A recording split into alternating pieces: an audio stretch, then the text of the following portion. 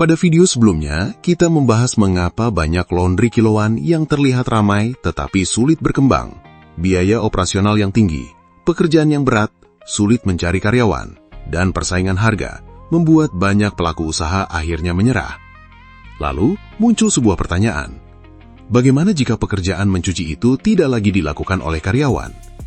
Bagaimana jika pelanggan yang melakukannya sendiri? Inilah konsep yang melahirkan bisnis Laundry Coin.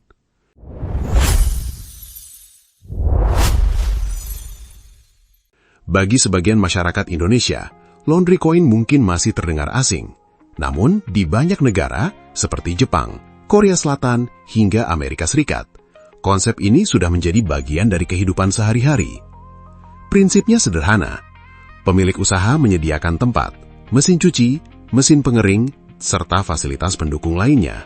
Sementara pelanggan datang membawa pakaian mereka sendiri, memasukkan pakaian ke mesin, memilih program pencucian, menunggu proses selesai, lalu membawa pulang hasilnya. Dengan kata lain, pelanggan mencuci pakaiannya sendiri menggunakan fasilitas yang disediakan oleh pemilik usaha. Sekilas konsep ini terlihat aneh. Mengapa orang mau mencuci sendiri jika bisa menyerahkan semuanya ke laundry kiloan? Jawabannya adalah karena setiap pelanggan memiliki kebutuhan yang berbeda. Sebagian orang tidak keberatan mencuci sendiri, asalkan prosesnya cepat, praktis, dan biaya yang dikeluarkan tetap terjangkau.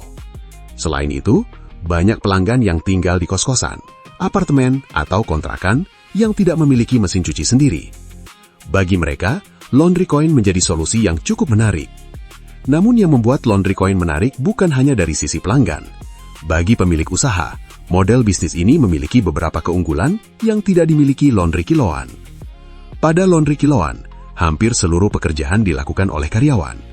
Menerima pakaian, memilah pakaian, mencuci, mengeringkan, menyetrika, melipat, mengemas, dan menyerahkan kembali kepada pelanggan. Semua tahapan tersebut membutuhkan tenaga kerja. Sedangkan pada Laundry Coin, sebagian besar pekerjaan tersebut berpindah ke pelanggan. Yang bekerja bukan karyawan, yang bekerja adalah pelanggan itu sendiri. Karena itulah kebutuhan tenaga kerja bisa jauh lebih sedikit. Bahkan ada Laundry Coin yang dijaga hanya oleh satu orang. Ada juga yang dikelola langsung oleh pemilik dan anggota keluarganya. Tugas mereka bukan mencuci pakaian pelanggan. Tugas mereka adalah memastikan mesin berfungsi dengan baik, menjaga kebersihan tempat, dan membantu pelanggan yang mengalami kesulitan. Dari sudut pandang bisnis, ini adalah perubahan yang sangat besar. Karena salah satu masalah terbesar dalam laundry kiloan adalah sumber daya manusia. Ketika kebutuhan karyawan berkurang, banyak masalah operasional ikut berkurang. Namun, bukan berarti Laundry Coin tidak memiliki tantangan.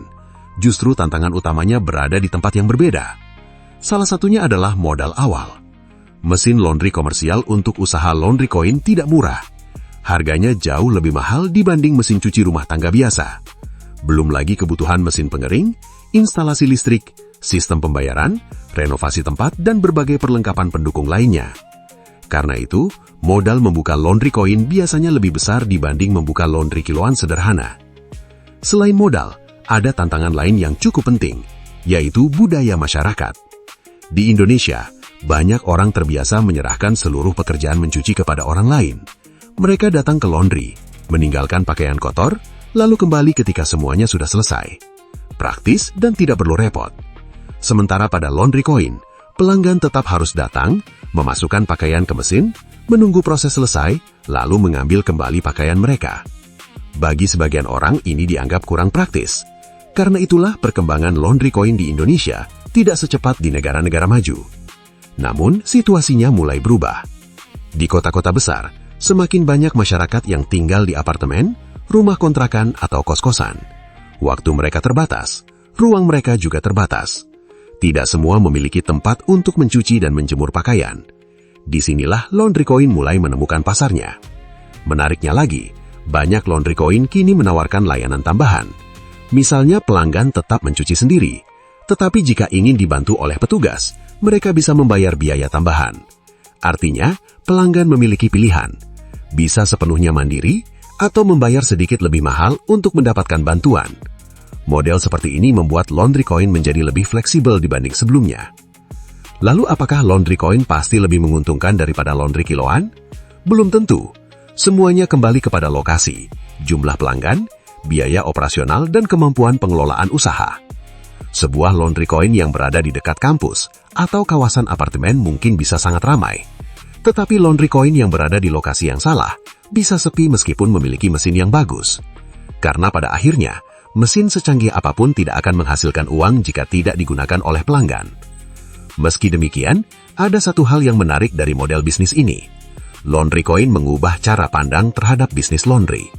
Jika laundry kiloan menjual jasa mencuci pakaian, maka laundry coin sebenarnya menjual akses terhadap mesin dan fasilitas. Ini adalah dua model bisnis yang berbeda. Yang satu mengandalkan tenaga manusia, yang satu lebih mengandalkan aset dan teknologi. Dan bagi sebagian pelaku usaha, model kedua terasa lebih ringan untuk dijalankan. Karena itulah, banyak orang mulai melirik laundry coin sebagai alternatif dari laundry kiloan tradisional. Namun pertanyaannya adalah, apakah harus memilih salah satu? Ataukah ada cara untuk menggabungkan keunggulan keduanya? Di episode berikutnya, kita akan membahas konsep yang mulai banyak dilirik oleh pelaku usaha modern. Sebuah model yang menggabungkan laundry kiloan dan laundry coin dalam satu tempat.